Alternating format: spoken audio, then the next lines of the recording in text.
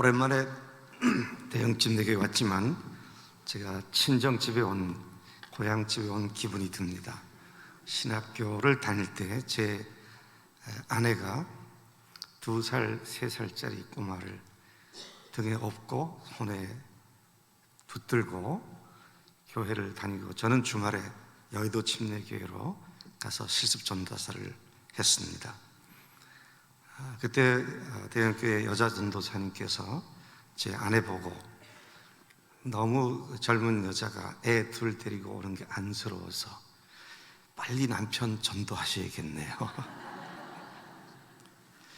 그래서 제가 신학교를 졸업하고 교수로 일등해. 그래서 제가 예수 믿고 대형교회로 출석을 하기 시작했습니다. 그래서 2년간 협동 목사로 있다가 유학을 갔고요. 대형교회는 제가 대전에 내려와서 저와 제 식구들이 믿음 안에서 잘 생활할 수 있는 소중한 둥지 같은 그런 곳이었습니다. 또 여기에 지금 제 신학교 은사이신 노윤백 목사님께서 여전히 계시고, 또 제가 대학교 2학년 때 구원의 확신을 얻은 뒤 1년 뒤에 제 생애 최초로 얻은 전도 열매가 지금 여기에 목사로 계십니다. 김철중 목사입니다. 네, 그래서 제 영적 피부치가 여기 있고 또 우리 동료 신학교 교수들이었던 여러 교수님들이 여기 계셔서 대형침례교회 하면 중부 일원의 대표적인 그런 교회로서 역할을 잘 감당해 오셨고, 지금도 그 자리에서 역할을 감당하시기에 참 감사한 마음을 갖습니다. 특별히 조경호 목사님께서 여러분 교회 담임 목사로 오신 이후 제가 대형교회에 대한 염려나 이런 것을 다 놓았습니다. 조경호 목사님과 제가 어떤 관계냐 하면 제 딸이 결혼을 하겠다고 미국 서남침례신학대학원에서 신학대학원 과정을 하고 있는데, 거기서 남학생을 만났다고, 근데 프로포즈를 해서 결혼하자 그런다고 그렇게 연락이 왔어요. 그래서 저는 제 아들이나 딸이나 결혼 대상자를 볼 때는 반드시 어느 교회 출신인가를 봐야겠다. 신앙에 어떤 영향을 받고 자랐는가. 그래서 제가 당연히 제일 먼저 묻는 것이 그 아이가 어느 교회 출신이냐. 그랬더니 수원 형제교회 출신이라고. 제가 조경호 목사님을 형제교회 목사님이시고 누구보다도 복음으로 교인들을 말씀으로 잘 양육하신 분인 줄 알았기 때문에 그냥 제가 다른 거 보지 않고 됐다, 오케이. 그래서 조경호 목사님이 제 딸을 결혼식에 주례도 해주시고, 또 그 사이가 참 잘 훈련되고 성품도 좋아서 지금 미국 캘리포니아에서 목회를 열심히 하고 있습니다. 그래서 제가 조경호 목사님에 대한 그런 측면에서 빚도 진 것이 있고요. 그래서 이번에 이 책을 낼 때 몇 분들에게 추천사를 좀 부탁을 해야겠다. 근데 그분들은 누구보다도 복음을 사랑하는 분들이어야겠다. 근데 손을 딱 꼽는데 당연히 조경호 목사님이 딱 떠오르더라고요. 그래서 추천사를 부탁을 드렸고 아주 기꺼이 추천사를 써주셨습니다. 너무 잘 써주셨어요. 그래서 이 책이 한 달 전에 나왔는데 이 책이 지금 현재 기독교 인터넷으로 책을 주문하거나 기타 물건을 주문하는 God People Mall이라고 하는 데서 나온 지 한 달 조금 며칠 더 지났는데 베스트셀러 4위에 올라갔습니다. 그래서 하나님께서 이 책을 사람들로 하여금 충격 가운데 또 사서 보게 하시고, 기독교 서적이 한 2,000부만 팔려도 아주 상당히 좋은 책이다 그렇게 하는데 초판 4,000부가 다 팔렸고 재판에 들어가서 지금 판매 중에 있습니다. 저는 제 책이 많이 팔려서 기분 좋은 것이 아니라 구멍난 복음을 기운 복음을 교인들이 또 사람들이 접할 수 있다는 것이 너무 감사하고요. 그래서 오늘 목사님께서 이 책 수천세를 쓰시면서 원고를 다 읽으셨는데 마침 출타하시면서 저에게 설교를 부탁하셨기에 기쁜 마음으로, 즐거운 마음으로 이 자리에 섰습니다.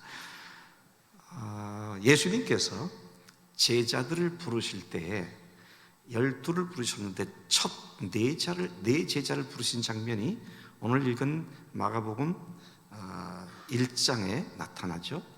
근데 처음에 부르실 때는 베드로와 안드레를 부르셨습니다. 그리고 두 번째 그룹은 야고보와 요한을 부르셨습니다. 근데 베드로와 안드레를 부르실 때는 오늘 이 본문 말씀 보니까 금을 던지는 걸 보고 부르셨다, 그렇게 말씀하시고요. 그 다음에 야고보와 요한을 부르실 때에는 금을 깁는 것을 보시고 부르셨다. 금을 깁는 것을 보시고 부르셨다, 딱 그렇게 표현된 것은 마태복음 4장에 나오지만 역시 마가복음도 같은 표현으로 이렇게 기록된 것을 보게 됩니다. 어떤 두 제자들은 금을 던지는 것을 보고 부르셨고, 또 다른 두 제자는 금을 깁는 것을 보고 부르셨다. 그래서 네 제자의 나중의 삶을 간단히 살펴보니까 베드로와 안드레는 복음을 부활의 증인이 돼서 복음을 선포하러 가서 결국은 로마에까지 가서 베드로는 십자가에 거꾸로 매달려 죽임을 당하는 순교를 당했고요. 그 멀리까지서 그물질을 한 것입니다. 그리고 안드레는 전설에 의하면 흑해 지역으로 가서 거기서 X자 십자가에 못 박혀 순교를 당했다, 그렇게 말씀을 하고 있습니다. 거기에 비해서 야고보는 요한과 더불어 야고보는 예루살렘 교회 담임 목회를 했던 그런 입장에 있었던 것을 보게 되고, 요한은 끝까지 사랑의 사도로서 사랑해야 한다고 요한일서에서만 제가 대학생 때 쉬어본 기억이 나는데요, 사랑이란 말이 요한일서 1장부터 5장까지 53번인가 나옵니다. 그러니까 그가 죽을 때에도, 마지막 설교할 때에도 여러분 사랑합시다, 힘을 다해서 두 번째 또 외친 것이 여러분 사랑합시다. 그리고 마지막 세 번째도 역시 여러분 사랑합시다. 그래서 그가 사랑의 사도로 그렇게 알려져 있는 것을 보게 됩니다. 여러분, 고기를 잡으려면 어부들이 그물질을 잘 해야 합니다. 그렇죠? 토막이든 또는 지나가는 길목에 그물을 쳐놓든 정확한 위치를 알고 그물에 잘 걸릴 수 있는 곳에 그물질을 해야 고기가 많이 잡히는 것이죠. 근데 예수님께서 베드로와 안드레를 부르실 때 금을 던지는 것을 보고 부르셨다. 아마 그들이 그물질을 하는 걸 보시고 주님께서는 이 기술이 영혼을 잡고 영혼을 구하는 일에 쓰여진다면 참 귀한 사람 낚는 어부가 되겠구나, 그렇게 보신 것 같아요. 그런가 하면 요한과 야고보의 경우는 그물을 잘 이렇게 깁는 것을 보시고 앞으로 복음을 깁고 교회를 깁고 그물질을 하기 위해서 준비를 잘 할 수 있는 사람들이겠구나, 그렇게 보시고 부르신 것이 아닌가 그런 생각을 하게 됩니다. 여러분, 고기 잡는 것도 중요하지만 도구가 좋아야 되잖아요. 고기 잡는 도구 하면 그물입니다. 근데 그물이 몇 번 쓰다 보면 이게 찢어지거나 구멍이 생기게 되죠. 그래서 고기 잡는 사람들이 사는 어촌에 가면 양락 없이 고기 잡을 하고 돌아온 뒤에는 그물을 쫙 펴가지고 말뚝 같은 데 걸든지 땅에 펴든지 해서 어부들이 그물콕 빠진 걸 하나씩 해서 기워서 다음 그물질을 위해서 대비하는 그런 모습을 볼 수 있습니다. 그물을 깁지 않으면 그물질을 해도 고기는 그 구멍으로 다 빠져나갑니다. 그러니까 헛수고를 할 수밖에 없어요.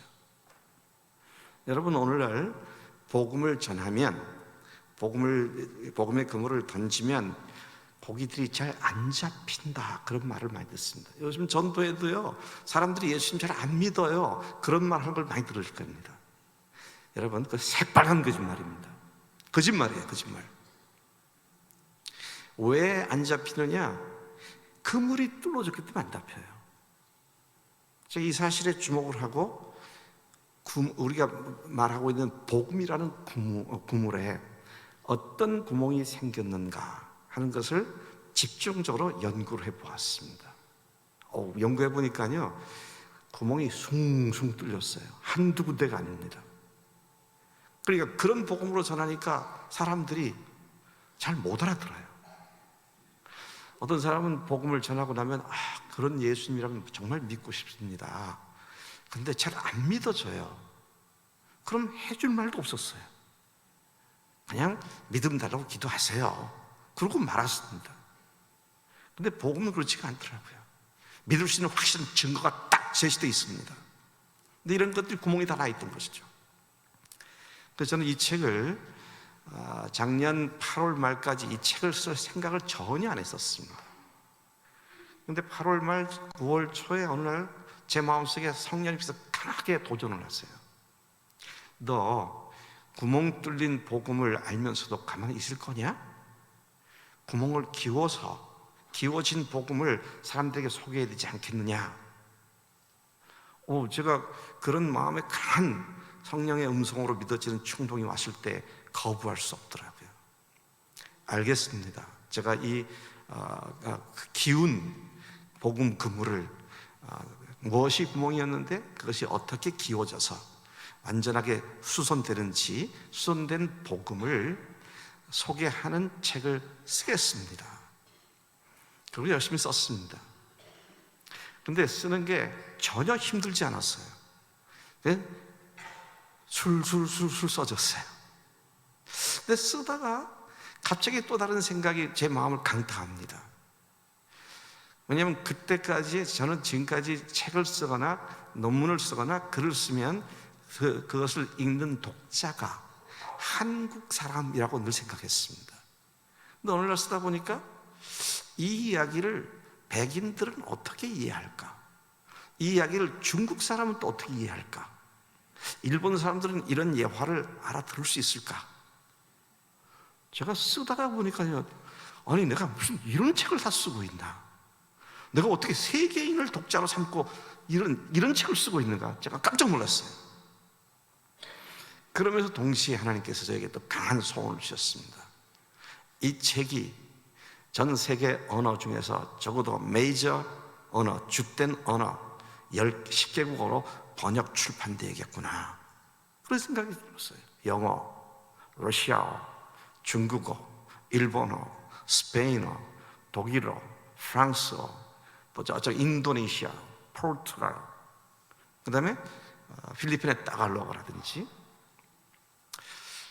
그리고 11월 말까지 탈고를 예정했는데 그대로 탈고가 됐습니다. 그리고 12월 첫째 주에 이걸 어느 출판사에서 출판을 하게 할까? 근데 기도 제목을 갖고 기도했습니다. 하나님, 판촉을 가장 판매 촉진을 잘하는 그런 회사가 이걸 출판하게 해주세요. 요단 출판사는 조금 아쉽지만 판촉을 잘 안 하더라고요. 그래서 기도하는 가운데 두 출판사가 생각이 났습니다. 규장과 드란노. 기독교 서적은 이 두 회사가 참 좋은 책을 많이 내니까, 그래서 그 회사 홈페이지에 들어가서 원고를 출간 의뢰하는 그 방식을 소개해 주었기 때문에 그대로 따라서 하고 원고를 보냈습니다. 근데 거기 보니까 출간 의뢰가 한 달에도 한 100건 이상 들어오기 때문에 원고를 접수시키면 한 4주 내지 5주 동안 검토해 본 뒤에 출판을 결정하니까 1월 초쯤이나 둘째 쯤에 연락이 될 거다, 이런 안내가 있었습니다. 다른 선택의 여지가 없으니까 그렇게 보냈어요. 그리고 한 달 또는 5주를 기다려야겠구나. 근데 놀랍게도 그 다음 주에 바로 규장에서 출간을 결정했다. 그런 연락이 왔습니다. 제가 그 얘기를 나중에 우리 이현모 교수에게 그렇게 얘기했더니, 교수님, 규장은 아무나 출판을 안 해주는데요, 어떻게 거기에서 그렇게 하게 되셨습니까? 몰라요. 나도 하나님 그렇게 하셨어요. 그렇게 해서 전격적으로 출간이 결정되고, 또 출간 결정돼도 6개월 걸린답니다. 책 작업하는 순서가 있기 때문에. 근데 규장 사장을 만났더니 언제까지 했으면 좋겠느냐? 3월 초가 기약이니까 2월 말까지 했으면 좋겠다. 그들이 그분이 자기 그 팀장하고 눈짓하더니 그렇게 하자고 그러더니 전격적으로 2개월 만에 이 책이 나오게 되었습니다. 이런 많은 하나님의 역사하심을 바라보면서 이 책이 앞으로 많이 팔리겠구나 그렇게 예상했는데, 진짜 벌써 재판에 들어가서 지금 판매가 한참 또 진행되고 있다고는 이야기를 오늘 아침에 제가 다시 확인을 했습니다. 자, 그래서 이제는 시간이 남아있는 시간을 활용해서 이 책에서 5개의 구멍을 우선 진단을 하고 그 구멍이 어떻게 기워졌는가 하는 걸 여러분들에게 소개를 해드리겠습니다. 복음을 필요한 사람은 죄인들입니다. 그러니까 복음을 얘기한다면 우리가 죄인인데 하나님 우리를 사랑하셔서 아들 예수님을 십자가에서 우리를 위해서 죽게 하시고, 그리고 장사진 사흘 만에 부활하게 하셨고, 그래서 이제는 우리가 죄를 회개하고 예수님을 주님으로 영접하면 구원을 받는다. 아멘이십니까? 예, 그겁니다. 다른 특별한 얘기가 없어요. 근데 이제 문제는 죄가 뭐냐? 십자가가 어찌하여 우리 모든 죄를 영원히 완전하게 다 해결해 주신 십자가가 그런 피가 되었느냐?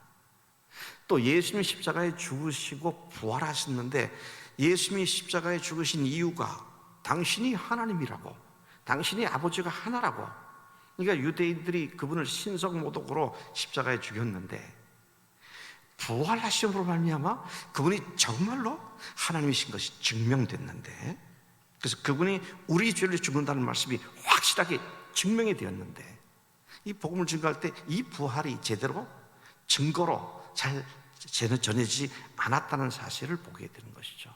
그 다음에 회개, 앞에 죄에 대한 이해가 잘못되니까 회개도 잘못하더라고요. 회개는 죄를 회개하는 겁니다.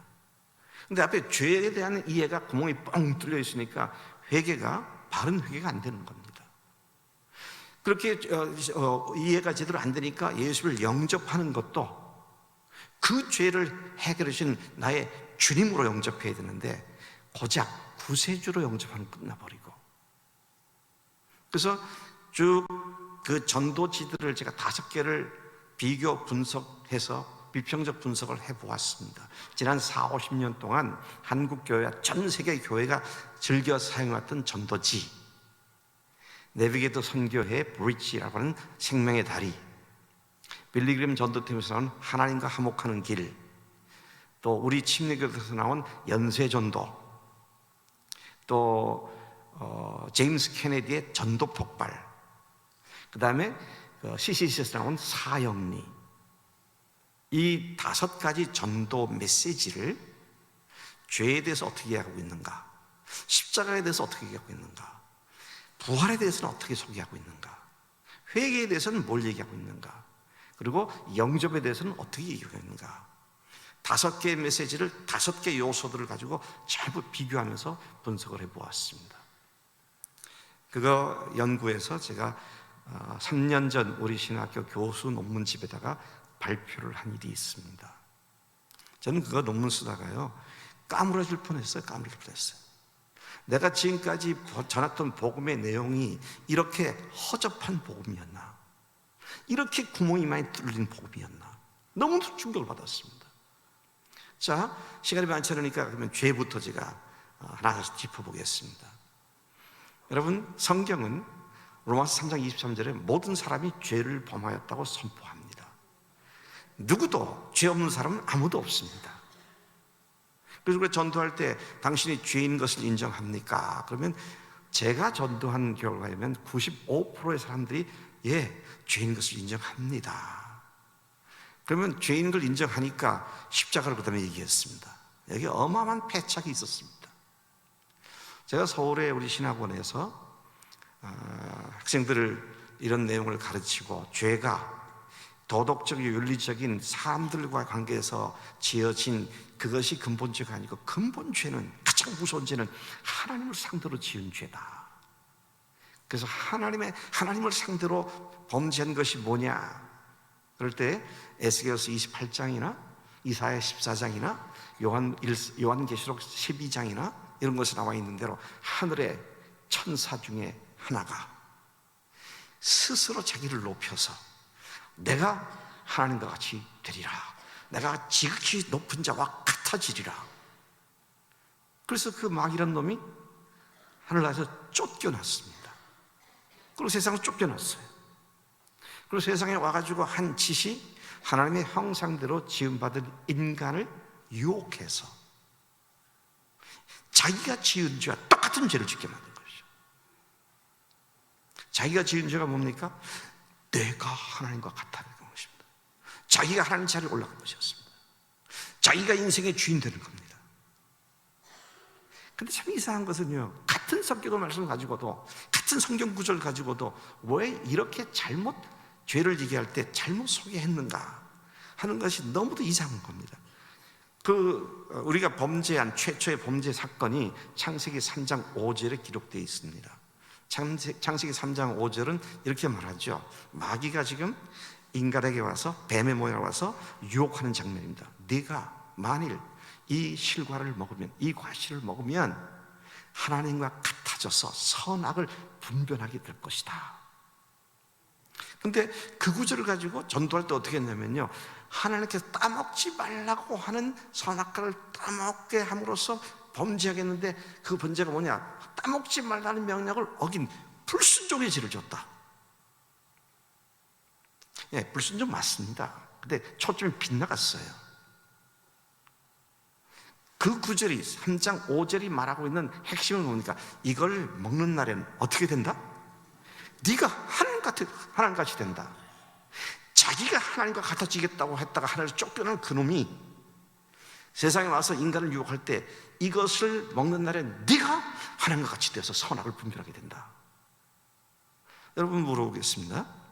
죄를 놓고 볼 때요, 자기가 하나님이 되려는 죄하고요, 불순종의 죄하고 어느 것이 비중이 더 큽니까?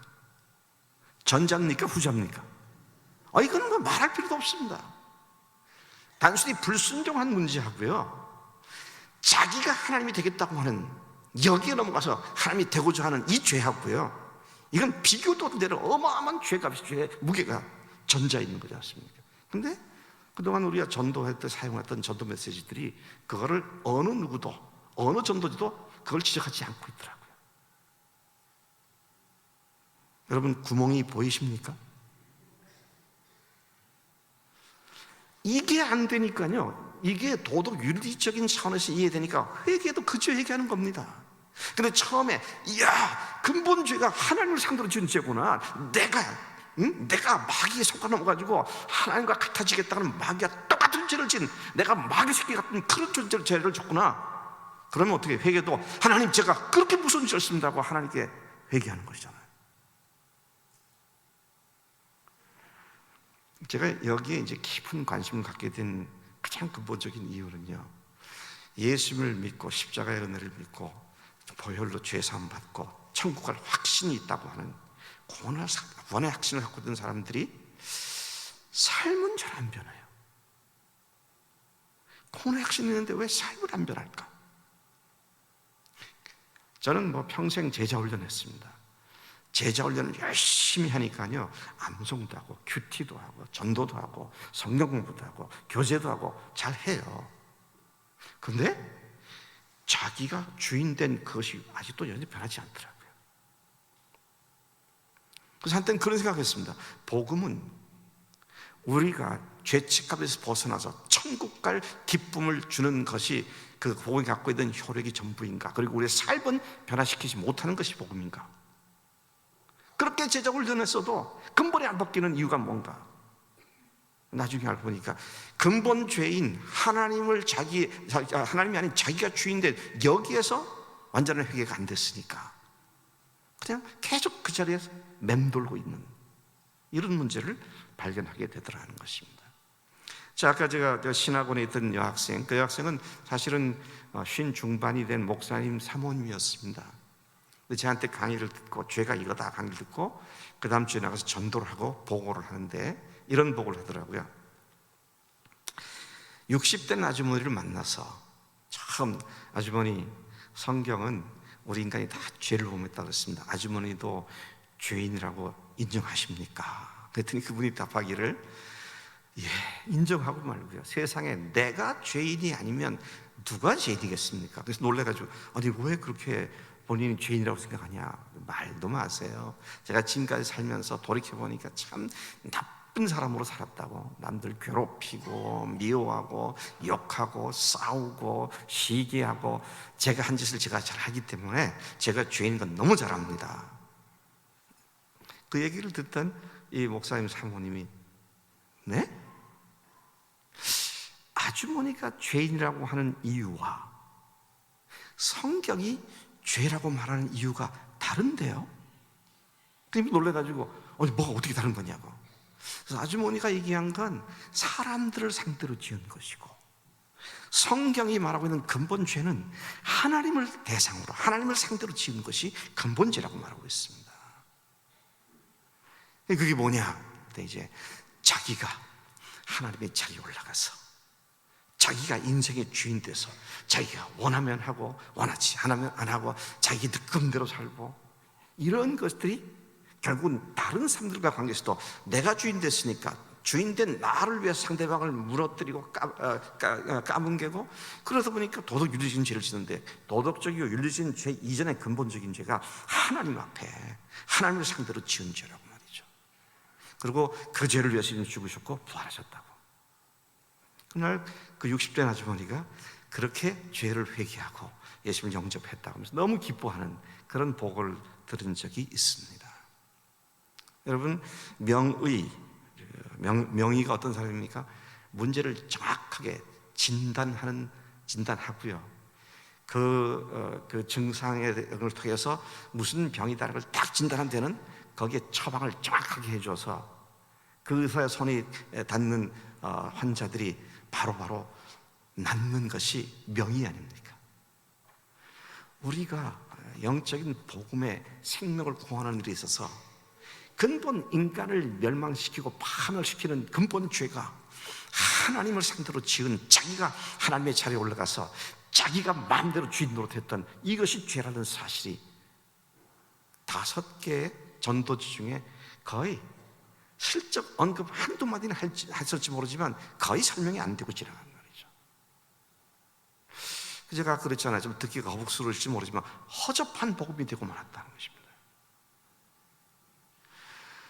자, 죄로부터 시작해서 그 다음에 십자가입니다. 십자가는 제가 보니까 거의 나무랄 데 없이 잘 소개됐습니다. 그분의 십자가의 보혈이 어떻게 우리 죄를 해결했는지.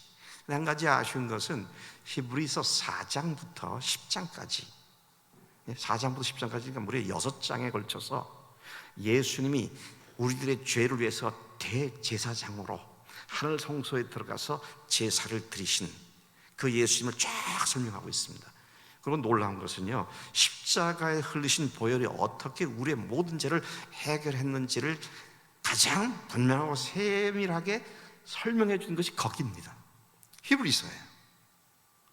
근데 히브리서에 보니까 예수님께서 십자가에 죽으시고 흘리신 보혈, 그 십자가의 사건이 하늘 성소에 들어가서 제사를 드린 사건이다, 그렇게 표현하고 있습니다.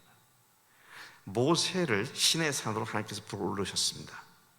그리고 모세에게 하늘에 있는 성막을 보여주셨어요. 그럼 그걸 그대로 내가 보여준 그대로 땅에 가서 이스라엘 진중에서 성막을 지어라. 그것은 이 하늘에 있는 것의 모형이며 그림자다.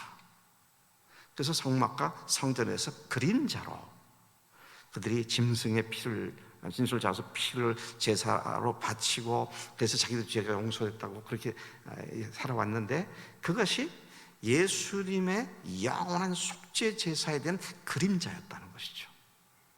근데 예수님의 십자가가 바로 그 사건인데, 그 십자가 사건을 또 다른 말로 하늘 성소에 들어간 사건이라고. 그 하늘 성소에 들어가서 영원한 속죄를 이루셨다.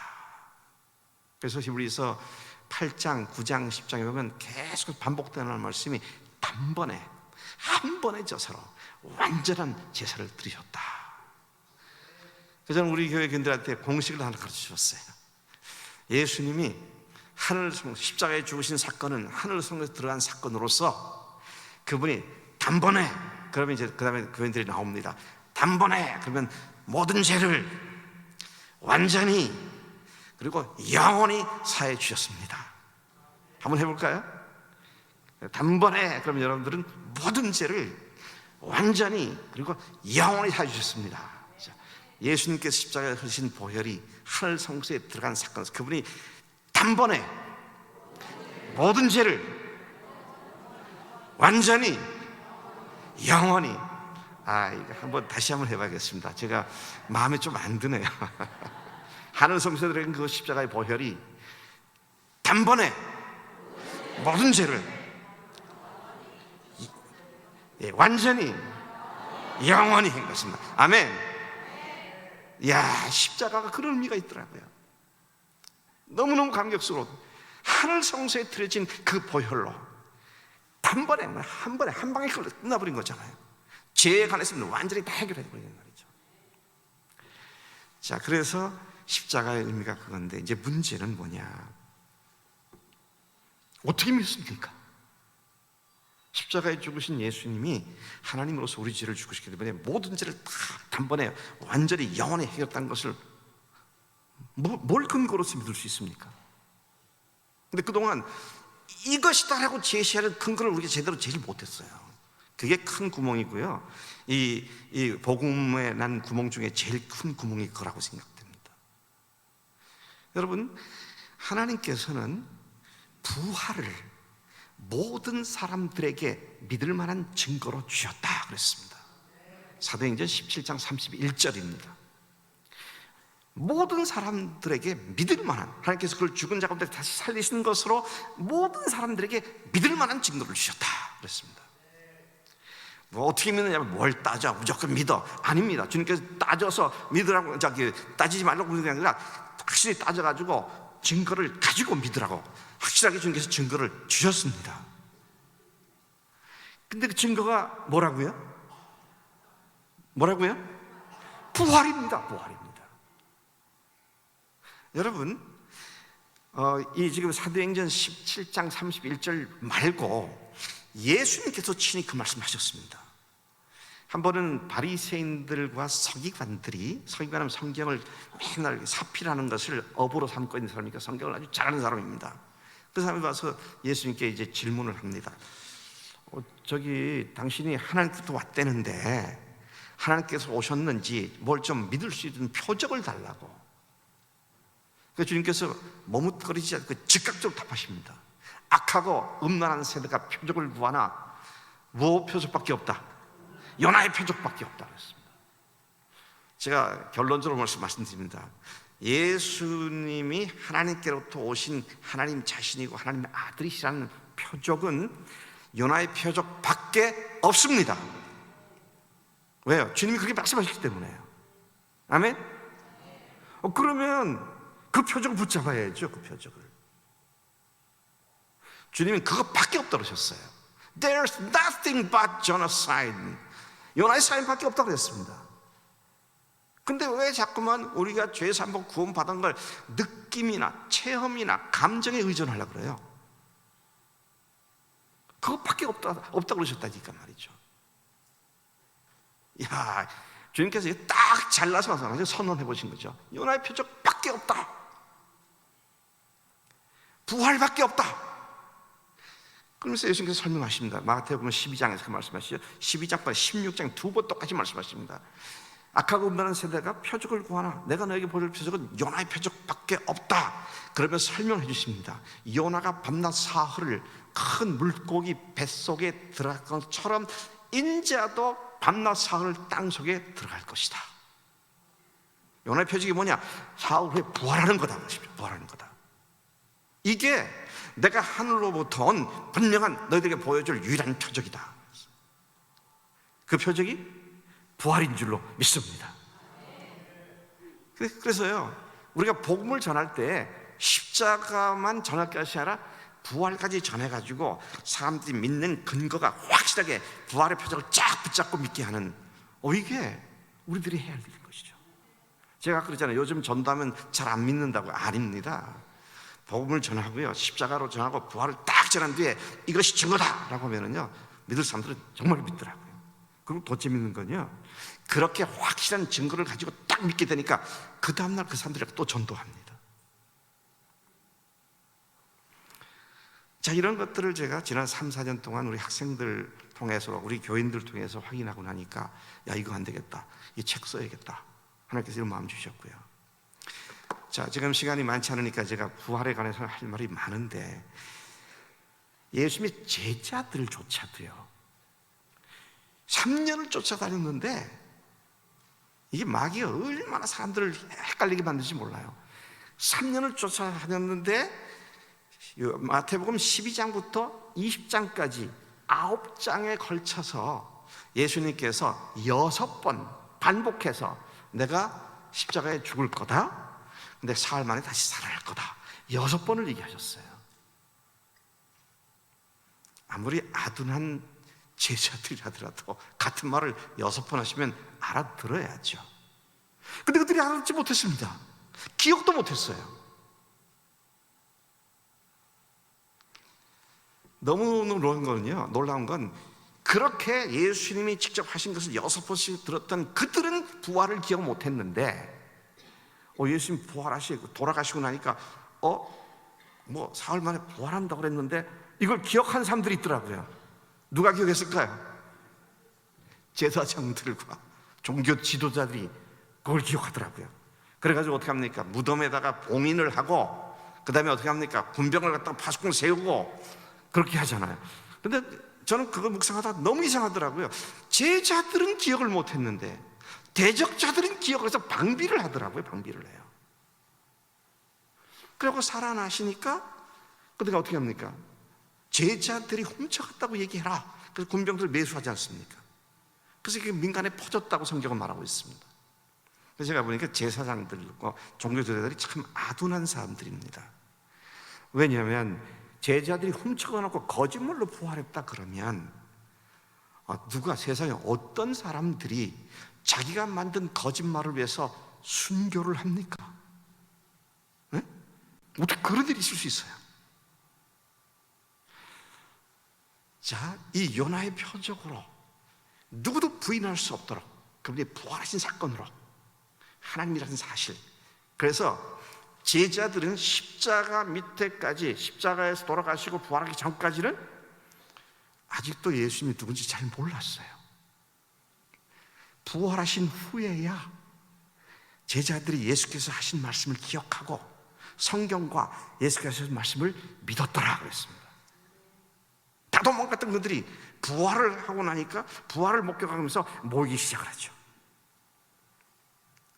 그리고 성령께서 강림하심으로 말미암아 마지막 날 밤 예수님께서 보혜사를 보내셔서 죄에 대해 의에 대해 심판에 대해 생각을 책망하신다 그랬는데, 그 말씀대로 오순절날 딱 임하시니까 자기들이 목격한 그 예수님이, 이분이 하나님이시구나,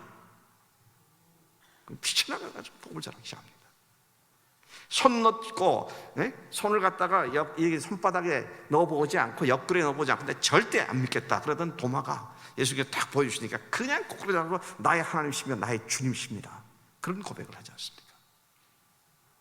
그리고 도마가 어떻게 됐어요?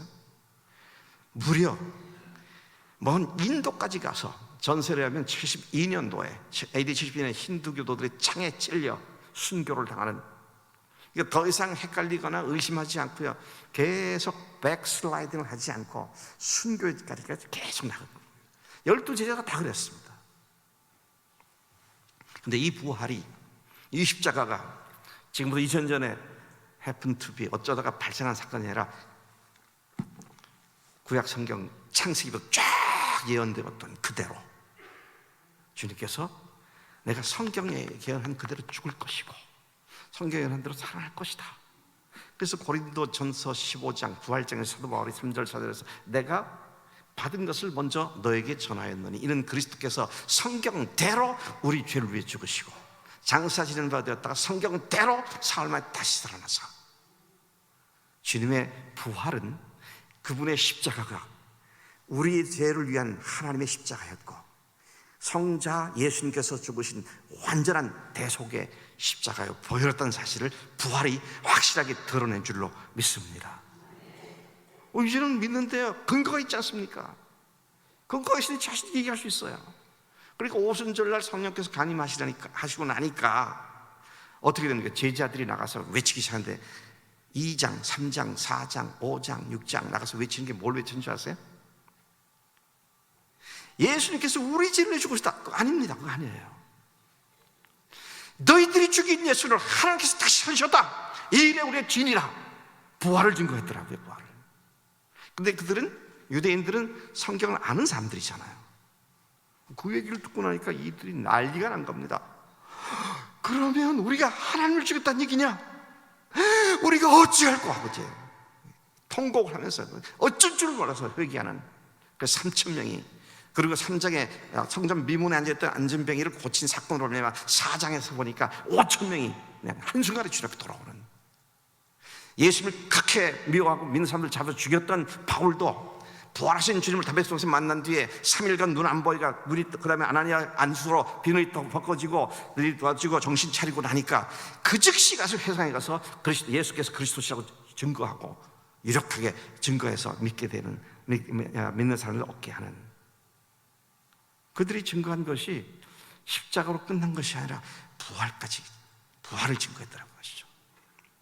그래서 부활을 증거하니까 십자가가 하나님의 십자가로서 우리의 모든 죄를 해결하는 그 하늘 성소에 들어간 완전한 대속의 완성이라는 것이 부활로 증명된 줄로 믿습니다. 제가 이 책을 40분 만에 끝낼 거라고 생각을 했는데 조금 역부족이긴 해요. 제가 12시 10분까지 3분 남았습니다.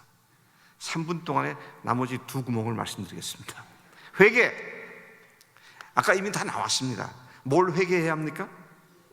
죄를 회개하는데 무슨 죄? 자기가 하나님의 자리로 간 죄와 그 다음에 그 수많은 죄악들, 이게 회개돼야 되는 거예요. 그럼 자기가 주인 되고 자기가 하나님에 들어갔던 죄를 회개하니까 예수님을 영접은 어떤 분으로 영접하는 겁니까?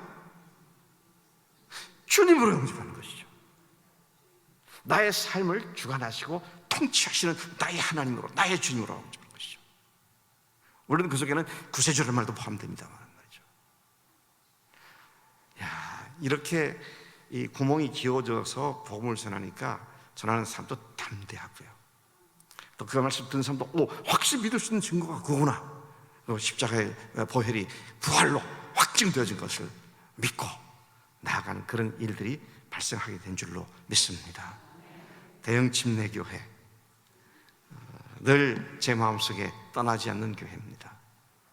제가 그런 생각을 해봐요. 대형 침례교회 교인들이 이 기워진 복음, 구멍을 다 막은 복음이라는 그물을 가지고 이웃과 가족들과 친구들과 친척들에게 이 기워진 복음으로 그물질을 할 때 이 교회가 어떻게 하나님의 놀라운 역사의 현장으로 바뀔 것인가, 큰 기대와 소망을 갖게 됩니다. 제가 이 책을 그 규장 사장을 만났을 때 이야기를 하다가 이 책 내용이 바로 이겁니다. 그러면서 제가 만든 전도지를 이렇게 하나 보여주었어요. 엽서 크기의 사면으로 지금 말씀 그런 내용으로 이제 다시 복음을 잘 정리했어요. 그래서 딱 전해주니까 이분이 읽기들이 교수님 이거 전도지 만듭시다.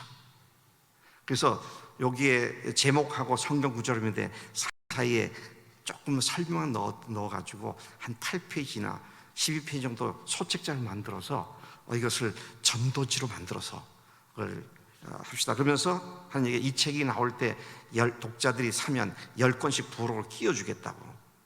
근데 이제 이게 하고 뭐 그림을 집어넣고 이러다 보니까 앞에 밀려있는 것 때문에 6월 말에나 돼서 나와야겠다. 나중에 그래서 제가 아쉬웠는데요. 이게요, 이겁니다. 그러니까 여러분들, 제가 좀 이렇게 표현을 해보겠습니다.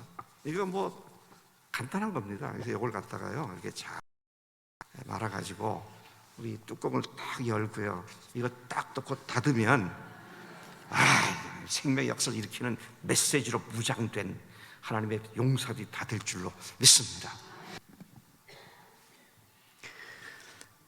감사하신 아버지 하나님, 이 시간 귀한 종을 통해서 하나님의 오묘한 비밀을 저희들에게 깨닫게 해주심을 감사합니다. 저희들은 지금까지 구멍 뚫린 이러한 그물을 가지고서 고기를 잡으려고 나섰던 잘못을 용서해 주시고, 차분히 앉아서 이제는 구멍난 그물 한 방울 잘 집어서 많은 고기를 잡을 수 있도록 하나님이 함께해 주시옵소서. 지금은 우리 주 예수 그리스도의 무한하신 은혜와 아버지 하나님의 크신 사랑하심과 성령님의 교통하시고 역사하심이 이 자리에 모인 당신 사랑하는 귀한 자들 위에, 또 가정의 자녀들 위에 아버지 하나님 지금으로부터 영원토록 함께 하시기를 예수님의 이름으로 간절히 축원하옵나이다. 아멘.